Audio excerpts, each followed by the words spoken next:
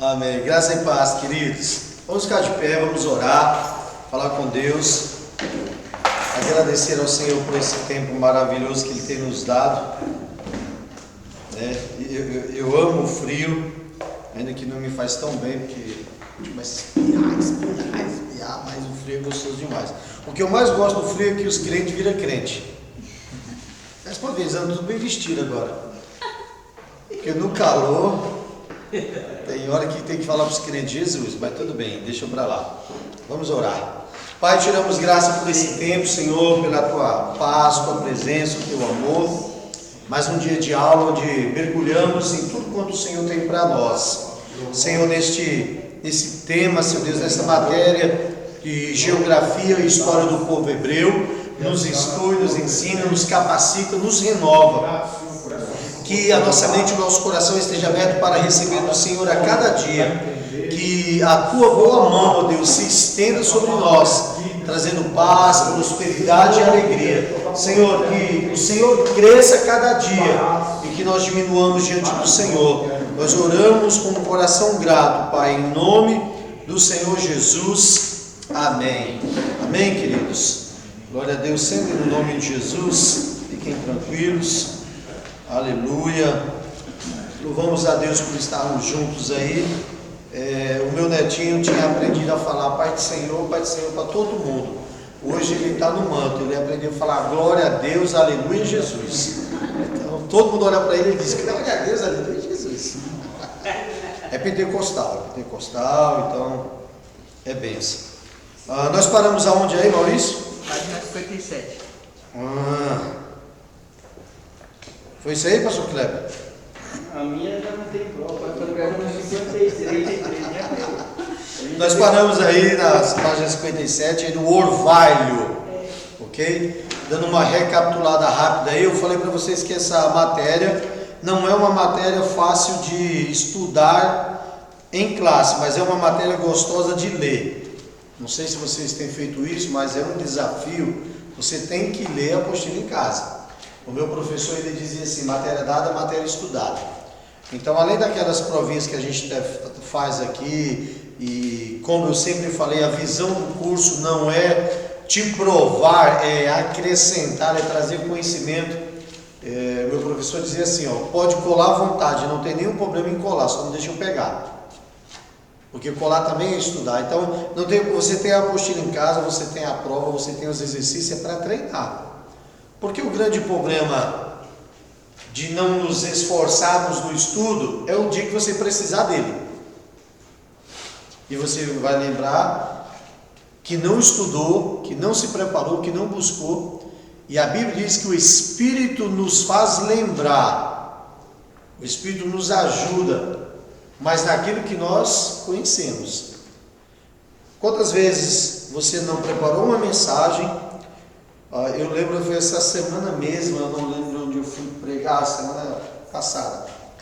Eu fui pregar na vigília e eu tinha preparado todo o material da vigília, inclusive, pastor Vanusa, aquele pastor que veio com a senhora de idade, pode falar para ele que a profecia dele, a visão que Deus deu para ele já se cumpriu. Ele falou ali, Deus está me mostrando o senhor pregar numa vigília, e é de uma para muitas vigílias, com muita gente, e a gente nem esperava. De repente o pastor Demetrio estava com a vigília e chegou e falou, o senhor vai pregar. Eu falei, velho, eu nem ando acordado muito tempo à noite, nem monte estou indo direito, e não, Deus falou que o senhor vai pregar. Nossa, Deus falou, então. E era 3 horas da manhã quando eu comecei a pregar, e era para terminar às 4 e fomos até às 5.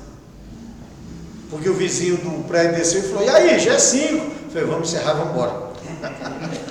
Então Deus usou ele tremendamente. É importante, querido, quando um profeta fala e se cumpre, reconhecer, porque o que tem de falso profeta hoje, porque tem gente dizendo Deus diz, e Deus fala, eu não digo foi nada, eu não falei foi nada. Então o profeta precisa ser reconhecido. E essa matéria de história e geografia, ela não é uma matéria fácil de estudar em classe, mas quando você começa a ler, o pastor Wander preparou um vídeo, não vamos passar hoje, vai ficar para a semana que vem. Lembra que eu falei sobre as fontes do Negueb, sobre aqueles lugares desertos que de repente se enchiam de água? e do nada o negócio, então ele preparou tudo, mas ele vai deixar para terça-feira que vem. E hoje nós vamos dar continuidade aí. Então nós falamos da cronologia bíblica, nós falamos do fértil crescente, falamos aí do jardim do Éden, amém? Falamos da briga que o povo tem até hoje, querendo identificar onde é o jardim do Éden, como se fizesse alguma diferença. Queridos, tem coisa que para nós não faz nenhuma diferença, é só curiosidade humana. Quando chegar no céu, se você for, porque eu vou, não sei de você, a Bíblia diz: examine-se o homem a si mesmo, cada um sabe da sua vida com Deus, eu sei da minha, eu vou. Eu falei isso há poucos dias para um pastor, eu falei: pastor, a gente brincando, eu falei: cara, eu tenho certeza que eu vou para o céu. Eu falei: eu vou. Aí ele olhou para mim e falou: tem certeza? Eu falei: eu sei que eu vou. Ele falou: pastor, irmão, a gente tem que orar cada dia. Eu falei: nem me fala mais nada. E se você não tem certeza para onde você vai, então, quando chegar lá, você tira as dúvidas com Deus em questão de coisas que estão escondidas. Por que o jardim do Éden? Supomos, entendemos mais ou menos, precisamos ter esse conhecimento, mas alguém chegar e afirmar com certeza que está, não, é onde é o Kuwait hoje, não posso afirmar isso. Eu não tenho argumentos base para dizer isso. Eu tenho argumentos para dizer que era naquela região toda, mas onde é hoje não tem base bíblica, nem arqueológica, nem científica. Então, onde se localizava o Éden? Aí as suposições aí entre o rio Tigre e o rio Eufrates. Depois aí a origem dos hebreus. Falamos também da entrada de Abraão em Canaã. Falamos um pouco dos patriarcas, as esposas de Jacó. Falamos aí dos filhos. Amém? Falei para vocês que nós decidimos nos mover dentro apostólico, profeticamente, dentro das tribos e dentro dos meses bíblicos, entre fazer um arraial gospel, uma festa junina gospel, ou uma festa do mundo, eu preferi celebrar as festas bíblicas. Sou eu, nós aqui, entendeu? Porque tem mais base bíblica para mim celebrar as festas bíblicas do que celebrar o que o mundo celebra. Mas as pessoas às vezes preferem as igrejas fazer a festa do mundo, mas cada um que responda. Então falei aí do período dos filhos de Jacó, o período dos juízes. Falamos dos reis de Israel. Lembra que eu até falei que está tendo uma minissérie, né? Minissérie ou novela? Minissérie? Não lembro, uma novela. Não é problema você assistir, não condeno ninguém. Cada um examine o seu coração. Só cuidado, porque tem muita coisa que não é bases bíblicas. E tem algumas histórias que eles precisam preencher. Só que eles preenchem de tal maneira que quando você olha para a Bíblia, você fala: puxa, mas não está nada a ver com a Bíblia, então tem que ter esse cuidado. A Bíblia diz: vê de tudo, guarda, retém o que é bom. Então tem coisas, viu que não é, melhor evitar, irmão. Vocês são pastores. Essa semana eu brinquei até com o obreiro, né? Que ele citou que uma alma, está escrito que uma alma vale mais do que o mundo inteiro. Que uma alma vale mais do que 1000. E depois eu perguntei para ele: acha para mim esse versículo, esses 2 versículos? E ele falou: mas não está na Bíblia? Eu falei: não, foi você que citou, foi eu. Você citou, eu quero ver, está escrito. Não, mas eu já sei que está escrito. Eu falei: então, eu não sei, por isso que eu estou pedindo para você me mostrar, porque eu já li a Bíblia algumas vezes. Eu nunca li esse versículo. Eu nunca li: eu venci o mundo e vós vencerei também. Mas é porque todo mundo fala. Eu falei: não, você falou que estava escrito. Quando eu não sei o endereço, livro, capítulo, e eu tenho certeza que está escrito, eu posso afirmar: irmãos, está escrito. Mas essa passagem, eu até brinquei, só se for Marcelo 4, 5. Então, eu tenho que ter conhecimento, porque senão numa hora que eu for falar, eu posso pecar. Tá, pastor, eu vou cair na condenação de Apocalipse, aquele que quer acrescentar uma palavra? Não, irmão, você não vai cair nessa condenação, porque foi voluntário.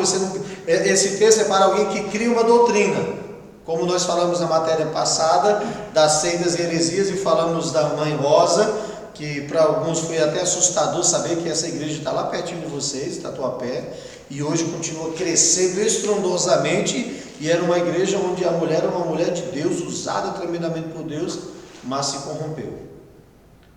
Então, se eu não conheço, vamos para a palavra. O meu povo é destruído por falta de conhecimento. Vocês erram, vocês são destruídos porque não buscam o conhecimento do Senhor. Então, geografia e história bíblica, eu preciso. Eu estou no meio de uma mensagem, de repente eu lembro de um fato, de um detalhe da história, ou do povo hebreu, ou de um patriarca, ou de um juiz, e você conseguiu tudo ali. Mas se você não estudou, o Espírito Santo vai te lembrar de quê? Então estude a apostila básica. Filhos de Jacó, período dos juízes, os reis de Israel, o cativeiro assírio, o cativeiro de Babilônia, o retorno de Judá a Jerusalém. Falamos aí um pouco sobre Alexandre o Grande, a revolta dos Macabeus, lembrando que o livro de 1º e 2º Macabeus são livros apócrifos, ou seja, livros que não foram considerados inspirados no canon, por isso não fazem parte da nossa Bíblia. Pastor, mas eu tenho a Bíblia lá, católica, original, e tem. Pode ler historicamente? Sim. Eu tenho aí nas minhas Bíblias, aí eu tenho a Bíblia católica, eu tenho a Bíblia do Testemunho de Jeová, eu tenho a Bíblia dos Mormons, Bíblias de estudo, de pesquisa. Porque tem momentos que é bom você comparar, afinal vocês são pastores. A Bíblia diz que nós devemos estar sempre prontos para defender acerca de alguém que venha falar da nossa fé. Não é contender. Veja que a Bíblia diz para não contender. Mas alguém chega e fala: ô negão, é porque você falou aí de aliança de sangue. Pô, mas eu não sei nada de aliança de sangue. Mas essa semana eu estava pensando em aliança de sangue. Estou até estudando isso. Falei, como é forte essa questão da ceia. Porque somos gerados em sangue. Nascemos em sangue. E morremos em sangue. Olha o poder que existe numa aliança de sangue. Você vem na igreja, toma ceia com o teu pastor, com a tua igreja, renova a tua aliança de sangue, porque é o sangue de Jesus. E depois quebra a aliança e o sangue. Mas isso é outra história. A era romana, o Herodes o Grande, a destruição de Jerusalém no ano 70. Falamos bastante sobre essa questão da Palestina, sobre os judeus. Aí falamos aí da geografia física da Palestina. Estão comigo aí? Na sua página 55, a estrutura da terra. Falamos aí que a terra era montanhosa, por isso o povo hebreu era conhecido como o povo da montanha, ou Deus, ou o povo do Deus da montanha. E aí nós falamos sobre a questão dos montes, como Deus se apresenta. Falamos aí da geologia, sobre o aspecto geológico. Falamos da depressão, lembrando aí que depressão não é com depressão de sentimentos, tá? É a depressão geográfica. Porque quando fala de depressão, a gente até passou um pouquinho antes do culto, antes da aula, a gente falando que hoje um dos grandes males, podemos dizer que não só de pastores, mas da igreja, é o orgulho. E esse orgulho muitas vezes leva as pessoas à depressão. A gente falava do caso de um pastor que ele tem cuidado, que por causa de se fissurar tanto no trabalho, a fraqueza foi batendo, a frieza, a tentação. E eu sempre digo, o diabo não brinca de ser diabo, E o pastor Alexandre, até esqueci de apresentar, desculpa pastor, faz assim e tal. O pastor Alexandre é um amigo nosso. E tem um trabalho numa casa de recuperação aqui tremendo, que está no nosso coração ajudá-lo nisso também. E ele queria fazer uma aula hoje, vim conhecer, Eu nem apresentei ninguém, como fui mal educado, Eu estava animado na aula, mas está aí. Pastor Alexandre, pastor Rael, pastor Douglas, pastora Carol, Maurício, que é o obreiro aqui da casa. Esse rapaz, o apelido dele é Cleiton, o nome dele é Negão. É o Cleiton, é o obreiro, é presbítero, pastor Kleber, pastor Wander, que o senhor viu aí atrás pertinho do senhor. A pastora Vanusa, o senhor já conhecia, foi legal quando ele chegou aqui, já conhecia a pastora Vanusa. E tem mais uma meia dúzia aí que não veio hoje, inclusive o pastor Wander está com a ideia que 2 aulas que a pessoa perder vai reprovar na matéria. Eu gostei da ideia dele.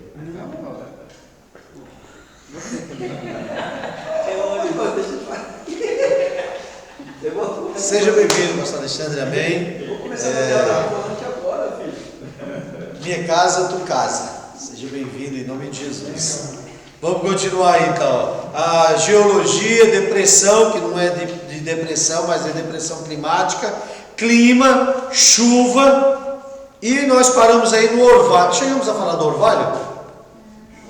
Não, né? Só paramos nele, né? Então, na sua página 57, todo mundo está aí no orvalho? Amém. Amém? Eu vou dar algumas pinceladas em cada tema, e depois, além dos exercícios finais aí, eu estava falando com o pastor Wander, nós vamos fazer um questionário, porque essa matéria de geografia e história ela é bem extensa. E eu vou fazer um questionário nosso mesmo, independente do questionário que vem na apostila, independente da prova que vem também pelo material já da escola, eu vou fazer um material nosso aí, eu vou fazer um apêndice, um resumo com essas matérias de geografia e com outras matérias que eu separei também dos outros cursos que a gente fez de geografia e história do povo hebreu, para vocês terem em casa, né? Então vai ser um questionário mais completo, tem umas 20, 30, 40 perguntas e respostas e um apêndice, um resumo sobre essa matéria, porque é uma matéria bem extensa. Já nas próximas a gente vai estudar ela separada, a geografia e a história, aí fica mais fácil, ok? Então vamos lá, orvalho. Nas regiões pouco chuvosas, o orvalho pode exercer papel importante para a umidade do terreno. A maior parte das áreas ricas de orvalho encontra-se ao longo da costa. A umidade vem do mar Mediterrâneo durante os dias de verão e depois cai sobre a terra, sob a forma de orvalho. Com o resfriamento noturno, algumas zonas costeiras chegam a ter 200 noites com orvalho. Quantas dias tem o ano? Normalmente, sem ser o ano bissexto. 365. Dessas 365, 200 noites. É muita coisa. São noites onde normalmente elas estão debaixo daquela neblina, sabe, daquele orvalho, às vezes você vem subindo do litoral principalmente, e você vem numa dessas noites, mal você consegue enxergar a frente do carro. Tem situações que é tanta que tem que descer os carros em comboio. Imagina as noites, 200 noites de um ano inteiro ser daquele jeito. Olha como que esse orvalho que cai sobre essa região é tão forte. Por isso não é difícil entender porque o orvalho tem tamanha importância na vida dos povos bíblicos. O profeta Elias, por exemplo, ao profetizar uma seca, diz: não haverá nem orvalho, nem chuva. Esse orvalho, quando ele cai, ele começa a regar, a preparar a terra. Não é porque não tem serventia, por exemplo, para nós ocidentais, ou por nós hoje, ou nós olharmos hoje, parece que não tem tanta necessidade, mas para a época, para o povo, fazia grande diferença. A tal ponto que o profeta, para liberar uma palavra, ainda que de sentença, ele precisaria usar um texto, ou um comentário, ou um exemplo que fizesse a compreensão do povo. Ele disse: não haverá nem orvalho e nem chuva, tão grande seria a seca. Ok? Chuvas de inverno. Todos nós oramos para que Deus mantenha sempre a chuva temporã e serode a chuva no tempo certo. No Oriente Médio e na África do Norte, a maior parte das chuvas anuais cai no inverno, da metade de junho até setembro. É muito improvável que chova. As condições meteorológicas são estáveis e previsíveis, dominadas por correntes de ar orientais. Por exemplo, a cidade de Tel Aviv, situada na costa, durante 30 anos nunca registrou uma chuva em junho, julho ou agosto. Já pensou que coisa organizada? Sei, você vai falar: pastor, mas no Brasil também era assim. Nós éramos assim, queridos. Nós estamos falando de história passada. Hoje, queimadas, hoje destruição camada de ozônio, de poluição e tudo que acontece, o clima bagunçou. Agora, dia 1º de maio, eu fiz 40 anos. A pastora Carol estava aqui, o pastor Douglas, os irmãos, e não sei porque ela riu. Que ria concordância, Sara riu, Deus aprovou, né? Brincadeira, nós fizemos meio século. E com direito à festa do Chaves.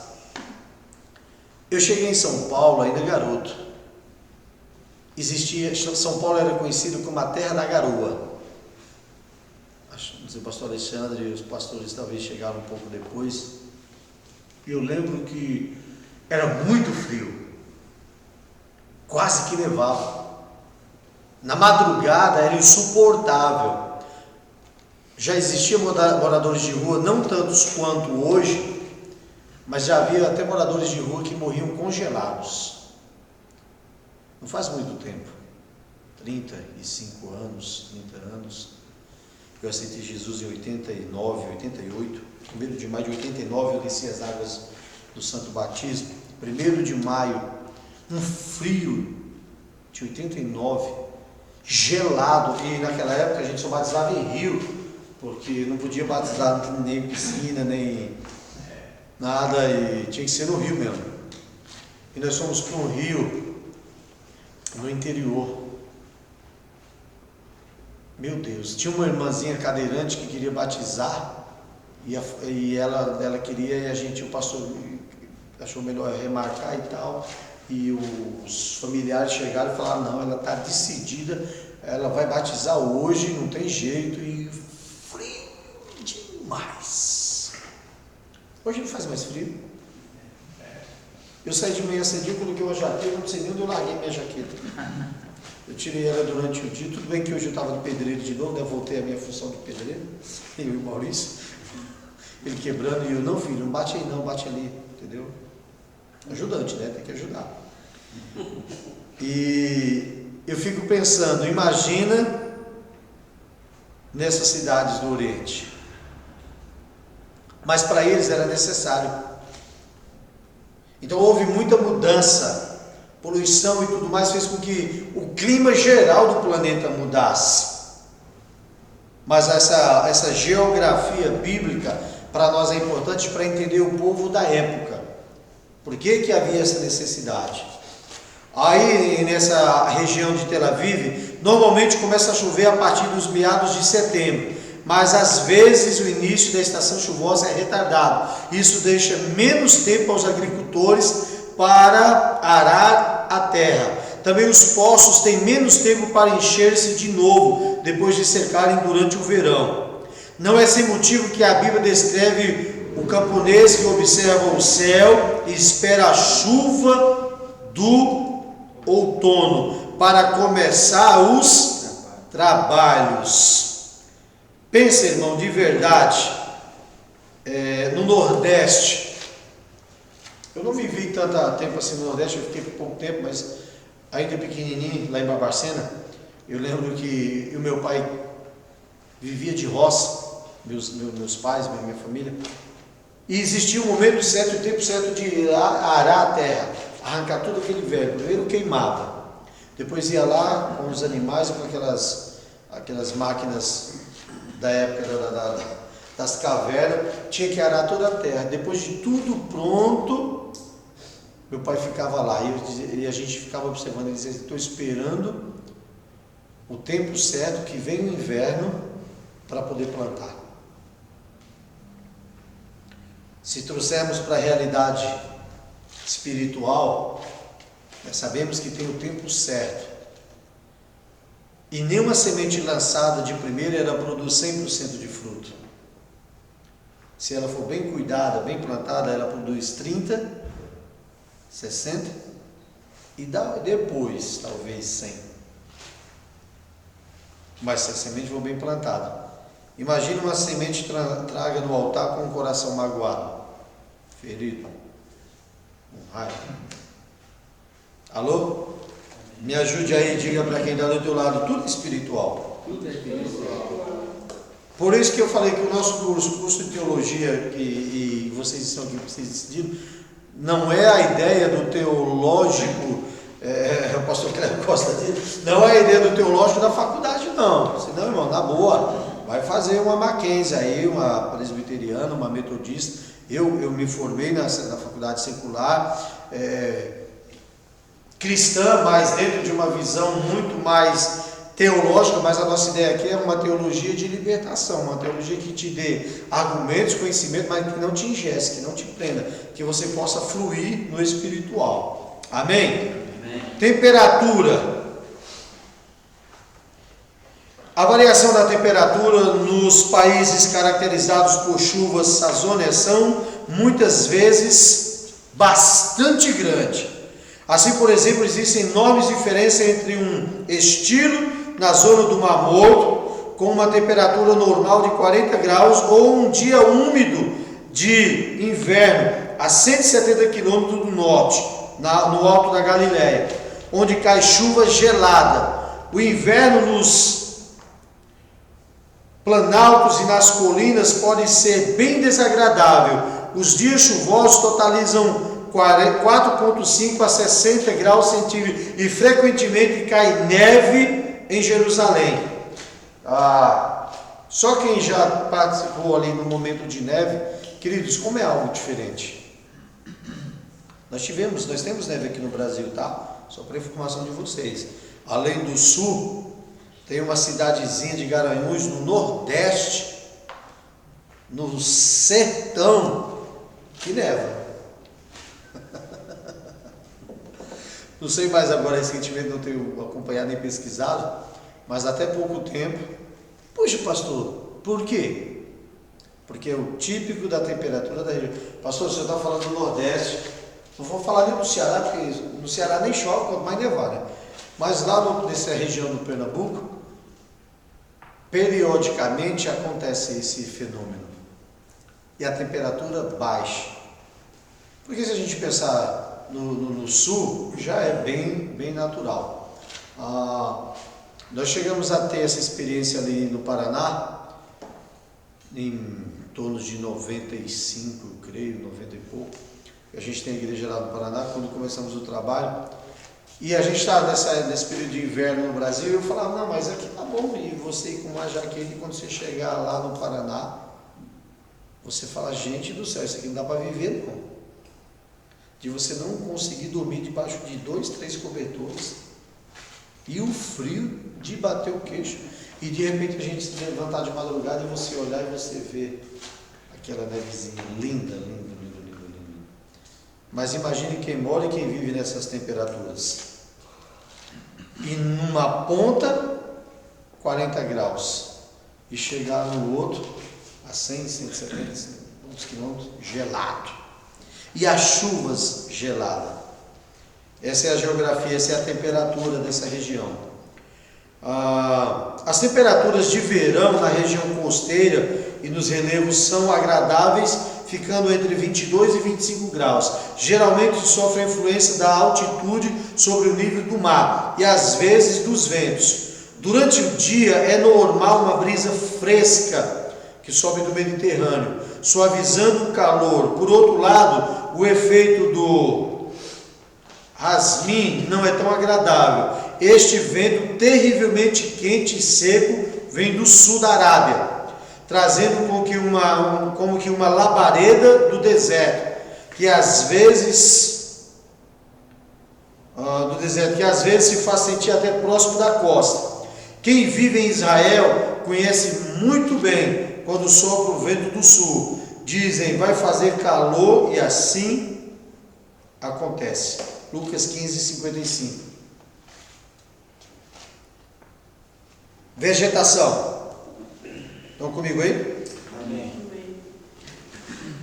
Em zona com este clima, espera-se encontrar os seguintes tipos de vegetação. Clima, ora, frio, região gelada, sopra o vento que vem do Mediterrâneo, uma brisa, mas o vento que vem do sul é um vento quente.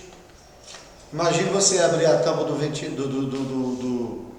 radiador do carro quando bate aquele vento e ele está fervendo. É mais ou menos isso.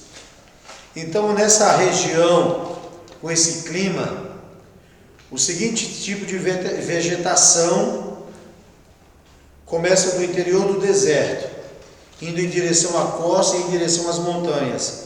Mato de deserto, estepes com arbustos e capim, pradarias, floresta de transição, floresta em níveis mais altos. Além disso, se espera ver também muitas plantas especialmente adaptadas para a armazenagem de água da estação úmida para a estação seca. Plantas com superfícies com lustrosas, lisas, não evaporantes. E efetivamente todos esses tipos de vegetação são encontrados no país da Bíblia e suas adjacências, desde as florestas do Líbano do norte até o manto do deserto do sul. A estepe e as pradarias formam uma estreita faixa em torno da região montanhosa da Judéia e ao leste do Jordão, a meia altura. Por outro lado, ao longo das encostas litorâneas, a maior parte da pradaria original foi arada e semeada por muito tempo, enquanto algumas partes do deserto foram cultivadas com agricultura de irrigação na época dos romanos, exatamente como ocorre hoje no moderno Estado de Israel. Então, ao mesmo tempo que vem dessa questão da temperatura, do clima, vem essa vegetação. Duas coisas que me chamam a atenção que eu quero que vocês pensem. Desde a época dos romanos, os caras já conseguiam plantar no meio do deserto. Eu sei que vocês já ouviram na fazenda Canaã, que tem, eu acho que é Irecê, na Bahia, que é um projeto da Igreja Universal. Aquele projeto no meio do deserto da Bahia, eu tenho quase certeza que é Irecê mesmo. Os caras conseguiram fazer uma fazenda 100% verde. Sabe de onde veio esse projeto? De Israel. O bispo Marcelo Crivella foi para lá, ficou vários anos lá, aprendeu como fazer, estudou, veio para o Nordeste e montou a fazenda Canaã. Então, desde a época dos romanos, hoje Israel produz no meio do deserto. Os caras conseguem dessalinizar a água do mar. Eles tiram o sal da água do mar. Eles plantam e dá do bom e do melhor no meio do deserto de Israel. Porque falar da tecnologia é fácil. Os caras têm a maior bateria de antimíssil do mundo. Ninguém consegue lançar um míssil em Israel. Lógico, a gente sabe que tem toda a questão espiritual, toda a questão de Deus por trás, tem toda. Mas eu quero que você se apegue à questão inteligência humana no meio da necessidade. Então os caras têm a maior tecnologia, tem os melhores e os mais raros diamantes, tem vegetação no meio do deserto, produzem, vendem para fora e tem do melhor, vivem a essência daquilo que Deus queria desde os tempos remotos, desde os tempos dos patriarcas, e você vem acompanhando até hoje e não mudou. Teve a tecnologia porque todo mundo evoluiu. É por isso que quando eu falo da Bíblia de celular, não tenho nada contra, você pode usar no tablet, no celular, no seu iPhone. Se você puder usar de papel, lógico que a gente prefere que é de papel, porque de vez em quando você dá um abraço nela Mas a tecnologia veio para tudo, inclusive para Israel também no meio desse deserto, inclusive para nós hoje no clima.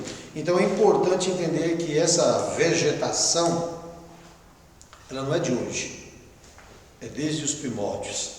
Algumas mudanças, estão comigo aí? No decorrer dos séculos ocorreram grandes mudanças.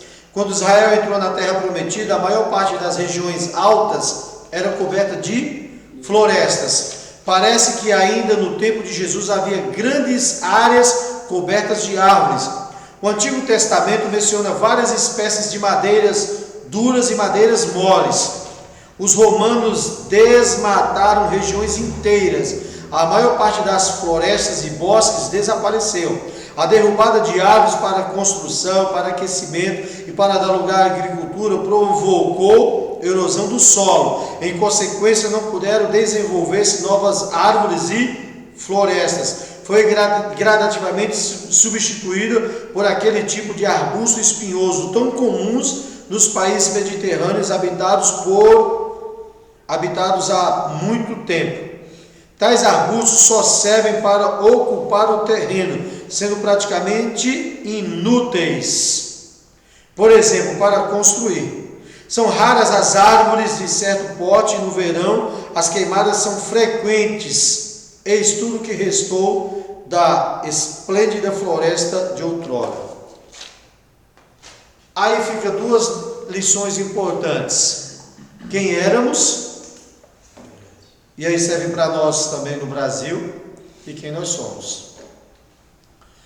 Eu não sei se vocês lembram, deve ter uns 3 ou 4 anos, nós tivemos uma crise de água muito grande. Tem mais ou menos isso, né? A Cantareira, né, chegou ao seu nível mínimo, ou máximo de limite. Chegamos, racionamento geral. Eu não lembro de ter enfrentado uma crise hídrica como aquela. Foi uma das mais duras. A energia subiu e até hoje não baixou mais. A crise da água passou, mas a energia continuou. Mas eu falei para um pastor, pastorzão, eu estou num projeto de oração aí, porque é coisa do diabo. Vamos entrar em oração. Essa que teve agora há um ano e pouco aí, nem se compara a essa que houve. Essa que teve por último foi política, né? Que era para tentar complicar aí a questão política. E ele disse assim para mim, mas eu não tenho nada a ver com falta de água. Acabou. Eu falei, não, pastor, nós temos tudo a ver com falta de água, nós temos tudo a ver com desmatamento, nós temos tudo a ver com tudo, porque nós estamos na Terra, o planeta Terra é nosso, e a Terra o Senhor Deus deu aos filhos dos homens. Então nós vamos orar, profetizar, declarar, fazer atos proféticos, chorar, pedir perdão. Ele falou, estou fora. E eu fiquei pensando, quantos pastores será que junto com eles têm essa mesma mentalidade? Porque se eu posso plantar uma árvore, por que eu vou arrancar? Se eu posso conservar, se eu posso economizar, por que eu vou gastar? Eu lembro que quando eu dava palestras normal, secular, né, palestra de motivação, eu dizia assim, a economia começa com a quantidade do creme dental que você coloca na escova e o tempo que você fica com a torneira aberta. Se você está esfregando os dentes, por que a torneira está aberta? Então, riqueza começa ali. A quantidade de creme dental que você gasta e o tanto que você gasta com a torneira aberta sem precisar. Isso era lá fora. Tudo bem, trazendo para nós hoje como cristãos. E o que eu tenho feito para fazer a diferença no país? Dentro da questão que estamos falando de clima, de natureza. Porque se a Bíblia está mostrando aqui que existiam grandes florestas e veio um desmatamento, nós estamos falando da época de Jesus. Alô? Estamos no ano 2022. E já havia o desmatamento lá. E se nós olharmos para o histórico hoje, então como pastores, qual tem sido essa nossa posição? Então, duas lições ficam. Aprender o que era historicamente, geograficamente, o que era Israel, o povo hebreu, que esse é o tema, e o que são hoje. E por que se perdeu? Somente nos últimos 50 anos se começou a intervir esse processo de desflorestamento, ainda em tempo, para salvar esse certo número dos famosos cedros do Líbano e algumas florestas da montanha do norte. Outra mudança na paisagem ocorreu durante o mesmo período, de maneira ainda mais dramática, porque se sucederam um tempo muito mais rápido que aqueles ocorridos no decorrer de longos e tristes séculos. Foram saneadas áreas pantanosas em lugar das antigas florestas de carvalho. Foram feitas plantações de árvores frutíferas. A irrigação expandiu-se até o deserto e, em alguns casos, as zonas já cultivadas sobre os romanos no tempo de Jesus. Como se sabe, alguns solos desérticos são férteis quando irrigados. Além disso, ao longo da divisa meridional, como também no Baixo Vale do Jordão, há uma série de oásis agrícolas como o de Jericó e o de Englade. Então, foram vendo mudanças, Com tudo isso vem erosão, com tudo isso vem as mudanças do solo e fica para nós a cultura, fica para nós a lembrança. O que nós estamos gerando hoje, fisicamente, geograficamente, historicamente e espiritualmente, é o que nós vamos deixar para os nossos filhos. Quando eu brinquei com vocês aqui no começo da aula falando do meu neto, é o primeiro neto, e a nossa alegria é que ele falou, papai, vovô. Aí ele aprendeu da parte do Senhor, então todo mundo chegava assim. Ele é bem pequenininho, vai fazer 13 anos, tá assim. Aí hoje ele estava pentecostal no culto, né? Eu mandando as fotos do culto lá e ele falando, glória a Deus, Jesus, glória a Jesus, Jesus. O que é herança que nós deixamos espiritual, histórica, geograficamente? Olha, meu filho, olha, aqui em Goiânia, isso aqui tudo era uma fazenda. Isso aqui tudo era mata. Os desbravadores subiam pelo alto, pelo caminho do mar de São Bernardo, São Caetano, vindo de Santos. E quando eles chegaram aqui, era uma fazenda, chamava Fazenda Lajeado, por isso o nome do bairro original era Lajeado. Existia uma tribo exatamente aqui onde nós estamos, era uma tribo dos Guaianás, por isso o nome da faculdade é Faculdade Guaianás e o nome do bairro é Guaianás. Essa tribo existe ainda, ela está no Rio Grande do Sul, onde os caras foram parar fugindo, tribo dos Guaiás. E aí, quando eu mapeei, falei, estudando em casa e preparando, a minha filha falou, nossa pai, era uma tribo de índia, exatamente no final aqui da rua, onde é o Jardim Aurora, era o cemitério dos índios. Essa catedral que está construída subindo o viaduto, esta igreja ela tem, não sei se você passar em frente, não sei se já observaram, ela tem várias portas laterais, eram os quartos onde os jesuítas vinham e ficavam, tinha a catedral, a parte do culto, e cada um tinha seus quartos separados, tem vários, é todo em volta da igreja. Isso é história, isso é geografia. Agora a gente para e pensa, se você tem um grupo aqui em Guaianazes, que se você entrar, você vai ver as fotos antigas, parece brincadeira. Vamos pegar esses 30 aninhos que eu estou aqui, se você olhar a estação antiga, os trilhos, a porteira do 15, né? Para vocês que são daqui, a gente lembra como que era, hoje você fala, meu, mudou tudo. Agora pensa 50 anos, pensa 100 anos,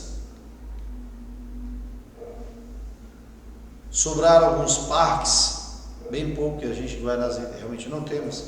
A chácara do padre, subindo Lajeado, do lado esquerdo ali, sobreviveu no meio do... por Deus.